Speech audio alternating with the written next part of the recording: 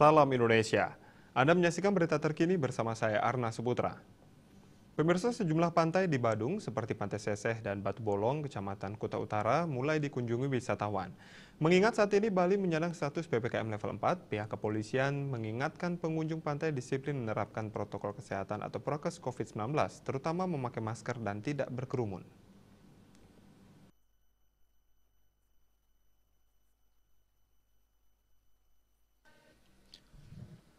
Kabag Ops Polres Badung Kompol Putu Ngurah Riase seizin Kapolres AKBP Leo Dedi De Vletes mengatakan pemerintah daerah memang membuka 50% kunjungan wisatawan ke tempat-tempat wisata, namun tetap mentaati prokes sesuai SE Gubernur Bali nomor 15 tahun 2021.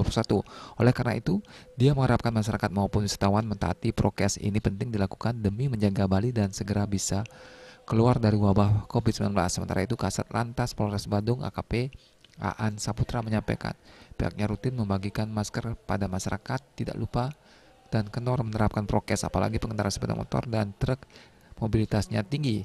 Ia berharap pandemi ini cepat hilang. Dengan demikian, warga bisa beraktivitas normal dan ekonomi Bali bisa pulih. Untuk memutus penyebaran COVID-19 harus dengan disiplin prokes. Sedangkan akademisi Made Ardana Putra mengatakan perlu gerakan lebih masif untuk menyadarkan masyarakat terhadap prokes sehingga masalah COVID-19 segera diatasi. Tanpa gerakan massal dan kesadaran tinggi, niscaya pandemi ini bisa diselesaikan. Perlu pengawasan lebih ketat lagi sehingga pendisiplinan prokes hasilnya optimal karena masih ada warga yang cuek terhadap protokol kesehatan. Perubahan kebiasaan adaptasi harus mutlak dilakukan. Para cendekiawan sebagai garda terdepan untuk memberikan contoh atau teladan terhadap prokes. Kertanegara Bali Pos melaporkan.